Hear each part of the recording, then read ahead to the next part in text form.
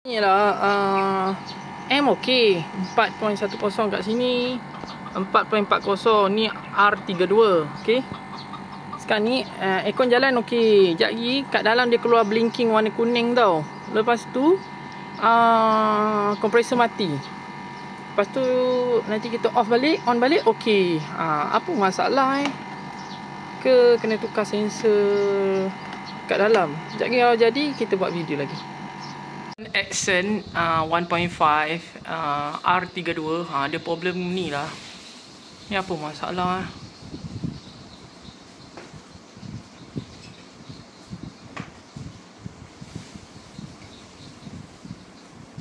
Tiga kali kelip.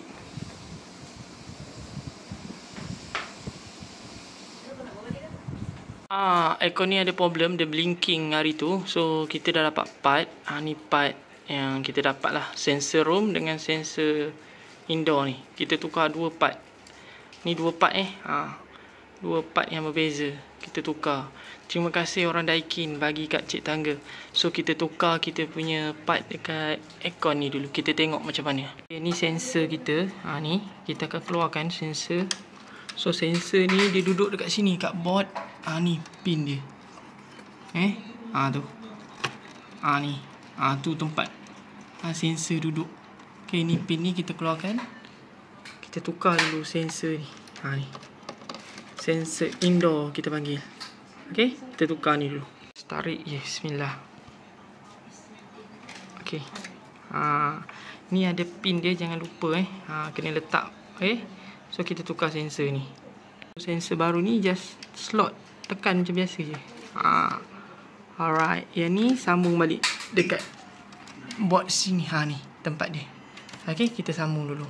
Selesai sensor indoor. Sekarang kita nak tukar sensor room. Ni satu set. So dia terletak kat sini lah. Untuk remove benda ni kena tekan pakai test pen lah kat sini, ataupun pakai tangan boleh lah. Okay, tekan sikit klip dia, nampak tu. Dah tertanggal.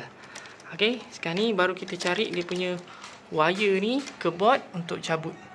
Kita cari dulu. Selepas kita teliti, ni wire ni pun kita kena cabut wire motor swing. So benda ni dekat ujung ni. Tu. Kat ujung ni dia punya slot So kita keluarkan wire-wire ni. Okey. Keluarlah. Elok-elok. Minta maaf gegar. Okey, keluarkan. Tu baru kita tukar ni. Okey. Kita keluarkan dulu. Okey, dia agak susah sikit wire-wire ni sebab dia tersorok kat celah-celah ni. Okey, so dah terkeluar. So kita tukar ni sensor room ni. Satu set. Alright. Kita pasang dulu wire dia punya slot. Nampak?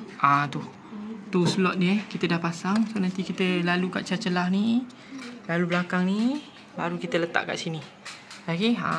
Dia memang agak sulit sikit, tapi benda ni dia nampak kemas. Okey. So kita simpan dulu wire-wire ni. Selit-selit belakang tu, tempat asal dia. Alright. Okey, so kita dah tukar ni, dah masuk dia punya wires cantik-cantik. So nanti kita kemaskan balik kita punya board ni. Alright. Lepas tu baru kita test. Okey. Ni masuk balik slot ni. Alright.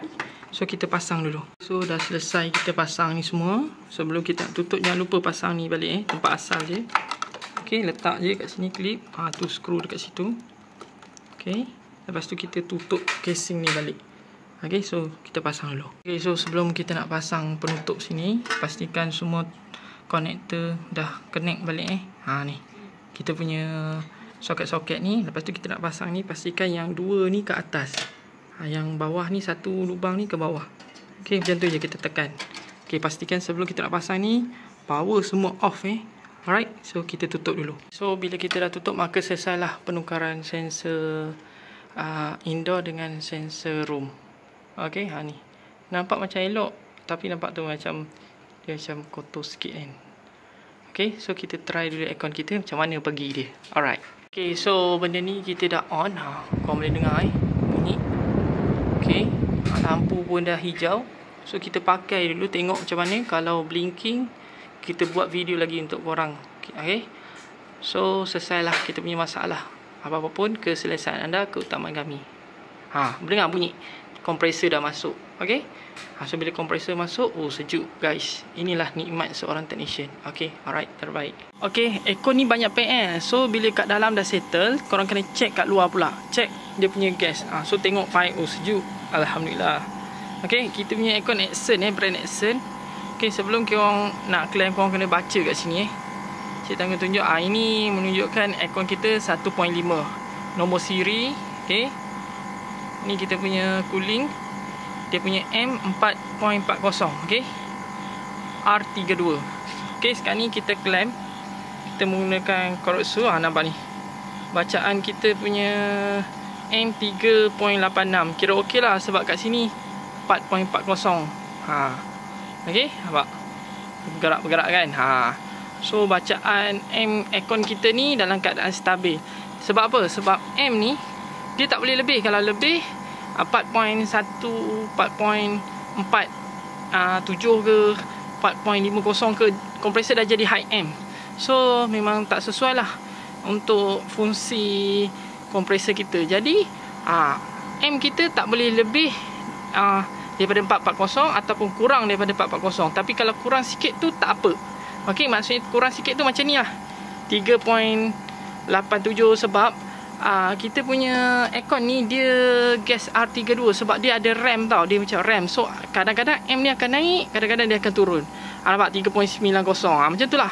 Okey, dia ada turun naik. So kita tak boleh isi ngam-ngam 4.40. Alright. Okey, itu saja perkongsian Cik Tangga buat korang. Apa-apa pun terbaik.